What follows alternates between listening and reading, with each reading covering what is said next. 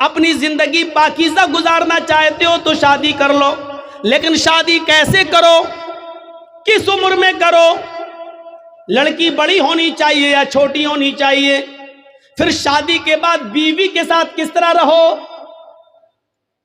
مہر کتنا ہونا چاہیے، یہ تمام چیزیں بائبل بتانے سے خاموش ہے۔ وید آپ پڑھیں تو ویدوں میں بھی لکھا ہے کہ رام چندر جی نے بھی شادی کی تھی، لہذا تم وواہ کر کے اپنے آپ کو سرکشت کر لو۔ لیکن شادی کیسے ہونا چاہیے یہ آپ کو نہ ویدوں میں ملے گا، نہ رامائن میں، نہ گیتا کے اندر، کہیں پر بھی آپ چلے جائیے پورا نہ منظر آپ کو نہیں مل سکتا، کیونکہ کوئی دھرم کمپلیٹ نہیں ہے۔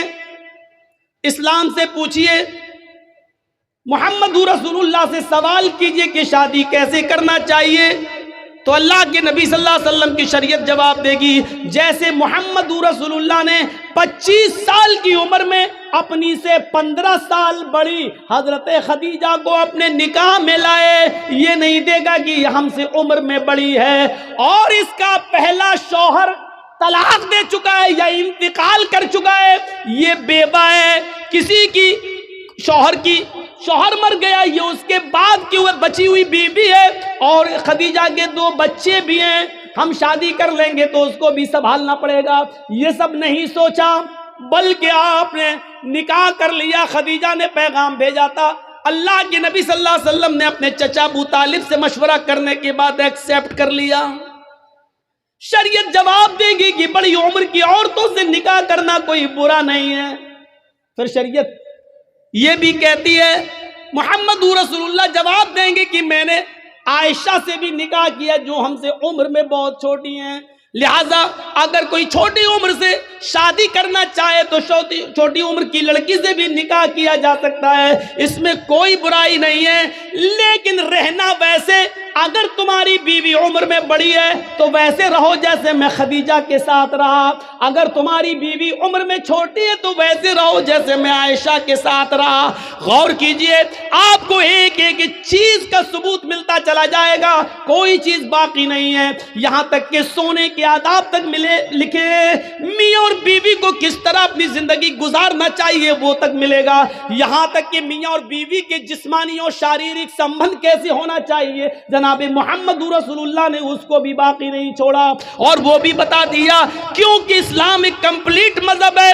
جیسے ماں اور باپ اپنے بچے کو انگلی پکڑ کے چلنا سکھاتے ہیں، ماں کے پیٹ سے بچہ پیشاب اور پائخانہ کرنے کو صاف کرنے کا طریقہ سیکھ کے نہیں آتا، وہ اپنے ماں اور باپ سے سیکھتا ہے، اسی طریقے سے محمد رسول اللہ نے بھی ہمیں انگلی پکڑ کے چلنا سکھایا ہے، سب کچھ بتا دیا ہے کہ تمہیں ایسا کرنا ہے، ایسا کرنا ہے، ایسا کرنا ہے، ایسا کرنا ہے۔ یہ کمپلیٹ مذہب ہے، کمپلیٹ مذہب ہے اسلام۔ شادی کا طریقہ کیا ہے؟ ہمارے ہاں کیا ہوتا ہے؟ لڑکے کی بارات جا رہی ہے، بارات 300 آدمی جا رہے ہیں صاحب، گاڑیاں 100 150 200 آدمی جا رہے ہیں، سنیے گا منشا کیا اسلام کا، جا رہے ہیں بارات میں جا رہے ہیں،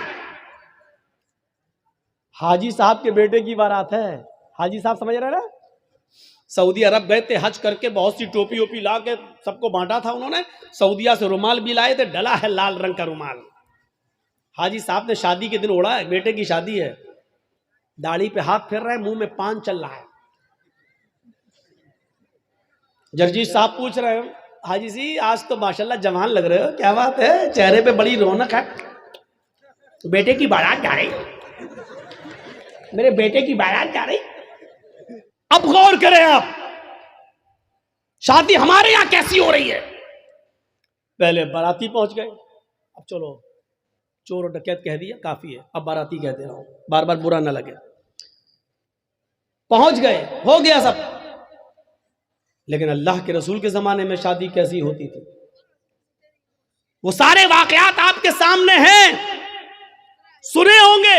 ایک عورت اللہ کے نبی کے پاس آئی اور کہنے لگی کہ اللہ کے رسول میں آپ سے شادی کرنا چاہتی ہوں، انی احب لک، میں اپنے آپ کو ہبہ کر رہی ہوں۔ تو اللہ کے نبی صلی اللہ علیہ وسلم نے کیا فرمایا؟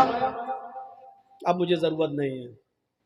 وہاں ایک صحابی بیٹھے ہوئے تھے، فوراً کہنے لگے اللہ کے رسول اگر آپ کو ضرورت نہیں ہے تو میرے ساتھ کروا دیجیے اس کی شادی. کوئی بری بات نہیں کہی انہوں نے, میرے ساتھ کروا دیجیے.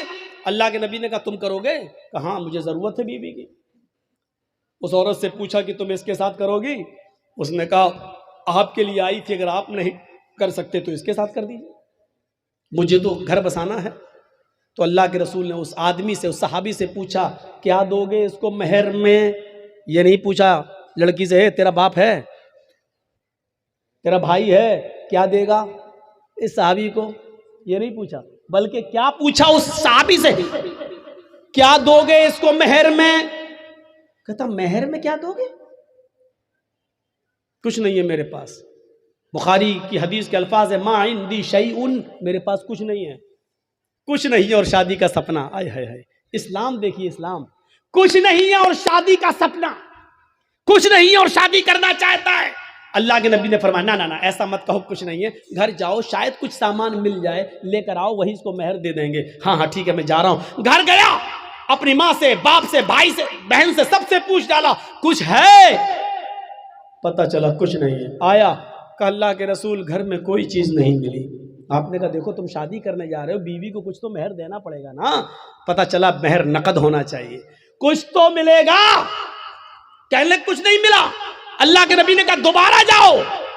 کہا جب کچھ ہے ہی نہیں تو پھر دوبارہ جا کے کیا 50 بار بھی جاؤں گا تو کچھ نہیں ملے گا. کہا دوبارہ جاؤ, التمس خاتما من الحدید, لوہے کی انگوٹھی مل جائے تو وہی لے آؤ, سونے کی نہیں, چاندی کی نہیں, لوہے کی انگوٹھی جو آج 5-5, 6-6, 10-10 روپے میں ہمیں سڑکوں پر مل جائے گی. اگر لوہے کی انگوٹھی ہی مل جائے تو وہی لے آؤ, وہی دے دو اپنی بیوی کو, ہونے والی بیوی کو. وہ کہتا لوہے کی انگوٹھی, چلو جاتا ہوں پوچھتا ہوں, معمولی چیزیں ہوگی گھر میں رکھی ہوگی. وہ دوبارہ گھر گیا.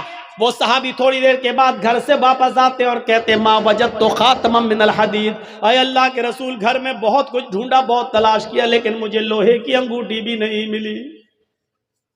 مایوس ہو گئے. اللہ کے رسول بھی بیٹھے کہ اس کے پاس لوہے کی انگوٹھی بھی نہیں ہے, اب یہ کیسے کیا ہوگا. اب وہ جانے لگا.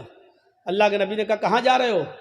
کیا کروں گا بیٹھ کے, جب نکاح ہی نہیں ہو سکتا ہے, لوہے کی انگوٹھی بھی نہیں ہے, کچھ نہیں ہے گھر میں, جا رہا ہوں کھیتی باڑی کروں گا, کچھ محنت کروں گا, مزدوری کروں گا. ماں بوڑھی ہے, اس کی ذمہ داری ہے میرے اوپر, باپ بوڑھے ہیں, ان کو کھلاتا ہوں پلاتا ہوں, جا رہا ہوں کام دھندا کروں گا کچھ. اللہ کے نبی نے کہا ادھر آؤ. بیٹھایا اپنے پاس, پوچھا تمہارے پاس کچھ نہیں ہے؟ کہا کہہ تو دیا نہیں ہے. لوہے کی انگوٹھی بھی نہیں ہے؟ کہا نہیں. کہا اچھا سوچو, ایک بار اور سوچو, کچھ ہے؟ دماغ داؤں. ہاں ہے. کہا کیا ہے؟ عندی ازار, ایک لنگی ہے, تہبند ہے, ایک تہبند ہے, لاؤ لاؤ لاؤ لاؤ, اس کو دے دو, چلو وہی دے دو. کیا کہتا ہے معلوم ہے؟ وہی دے دو. جب وہ دے دوں گا تو میں کیا پہنوں گا؟ جب سوتا ہوں تو وہی تو پہنتا ہوں گھر پہ, جب اس کو دے دوں گا تو میرے پاس کیا رہے گا؟ تو اللہ کے نبی نے کہا پھر کیوں کہہ رہے ہو کہ کچھ ہے؟ کہا آپ نے پوچھا تو میں نے کہہ دیا وہی ہے, اس کو میں پہن کے سوتا ہوں, تو پھر اس کو وہ بھی نہیں دے سکتے ہو؟ تو اس نے کہا پورا نہیں دے سکتا ہوں, 2 ٹکڑے کر دیتا ہوں, آدھا دے دوں گا اس کو.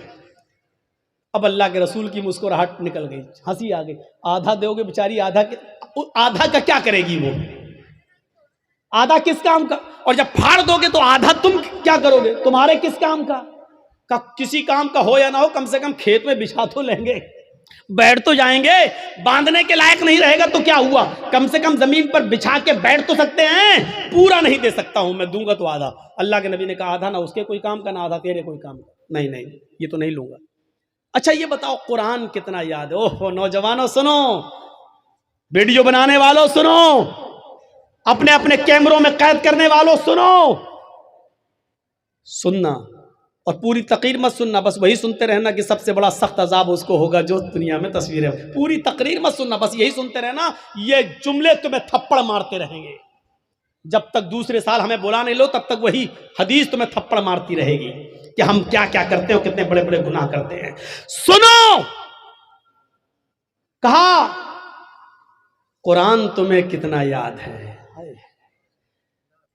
سونا نہیں, چاندی نہیں, کپڑا نہیں, دولت نہیں, یہاں تک کہ بیوی کو دینے کے لیے لوہے کی انگوٹھی بھی نہیں، اتنا غریب گھر کا صحابی۔ لیکن جب اس سے پوچھا کہ تمہیں قرآن کتنا یاد ہے، سر اٹھاتا ہے، کہتا ہے اللہ کے رسول مجھے سورہ ملک یاد ہے، مجھے سورہ حشر یاد ہے، مجھے سورہ جمعہ یاد ہے، مجھے سورہ منافقون یاد ہے، مجھے سورہ نبا یاد ہے، مجھے سورہ قیامہ یاد ہے۔ اللہ کے نبی نے فرمایا کیا تمہیں اتنی صورتیں یاد ہیں؟ کہا ہاں۔ آپ نے کہا کیا تم مجھے منہ زبانی بغیر دیکھے سنا سکتے ہو؟ اس نے کہا ہاں۔ آپ نے کہا اتنی صورتیں تمہیں یاد ہیں؟ اس نے کہا ہاں۔ کہا پھر یہ کیوں کہتے ہو کہ میرے پاس کچھ نہیں ہے؟ تمہیں اتنی صورتیں یاد ہیں، کیا تم ان صورتوں کو اپنی بیوی کو یاد کرا دو گے؟ اس عورت کو یاد کرا دو گے جس کے ساتھ میں تمہارا نکاح کرنا چاہتا ہوں؟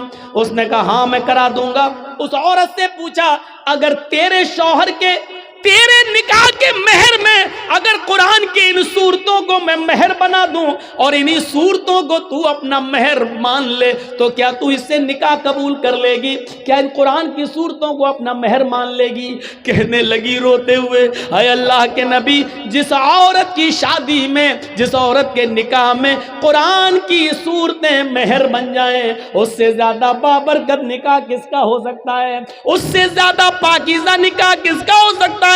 پھر اللہ کے نبی نے ان صورتوں کو ہی مہر بنا دیا اور اس کے بعد نکاح پڑھا دیا۔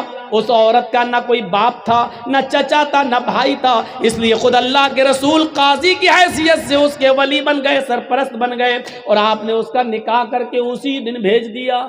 نہ بارات کا پتہ تھا، نہ ابڑنے کا پتہ تھا، نہ ہلدی کا پتہ تھا، نہ مہندی کا پتہ تھا، نہ لڑکیاں لڑکے کو دیکھنے آئیں، نہ لڑکی والے دیکھنے آئے، وہیں پر نکاح ہوا اور سب کچھ ہو گیا سارا۔